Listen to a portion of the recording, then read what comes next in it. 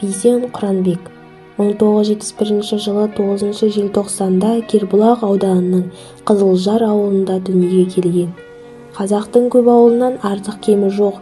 Кеңес кезінде салынған мектеп Бейсен Құранбектің туған ауылы осы. Бейсен Құранбектің өмір жолына қарасаң, өзгеден артық кемі жоқ. Оқуға түсе алмай әскерге аттанды. Әскерден келген соң құрылыс техникумына түсті. Бірақ ол оқуды жалғастырмады, журналистикаға келді. Журналист Бейсеннің қызмет баспалдағы Астана қаласында жалғасқан.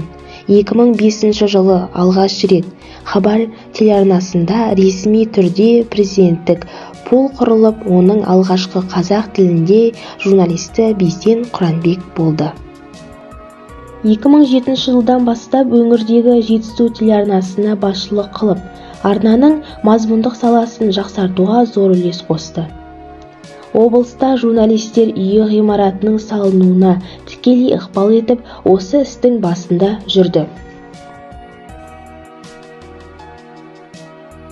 Жаңа басшылар келген кезде, бұрынғы басшылардың креслосын алып тастайды да, жаңа кресло сатып алып келеді. Бұл біздің совет заманнан қалған дәстүр барлық басшылардың. Сосын отырып көрсем, кәдімгідей жағып барады, анда тұрғым келмейді.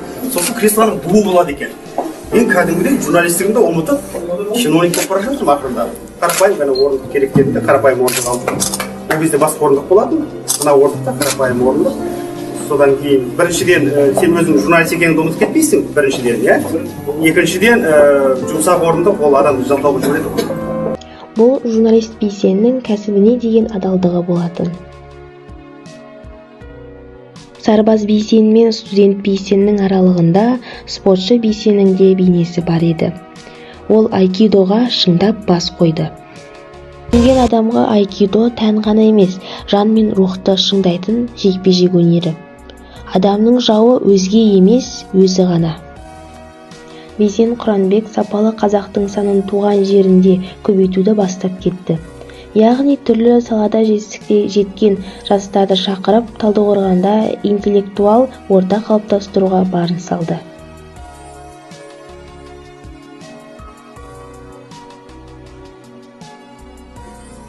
Оның өмірлік формуласы үйінде ілініп тұрған ағаш секілді. Тамырың қайда, өзегің кім, қайда бойлап өсіп жатырсың. Осылайша қазақтың саялы бәйтерегіне айналып келе жатқанда, сол бәйтерек морсынды. Әлеуметтік желіге жеңіл-желпі сырқаттандым деп жазғаны болмаса, қалың халық журналист өмірдің аласапыран кезеңін білмей де қалды. Қуаныштан күліп, ойым бір шалқып, билемек, кеттім мен сосын күнәсіз арман сүйрелеп, қара шашты балақым болып тұр екем, қабырғадағы айнаны көрсем үйге кеп. Осылайша Бейсен Құранбектің қысқа да қызықты өмірі 1971 жылы 9 желтоқсанда басталып, 2020 жылы 18 мамырда аяқталған болатын.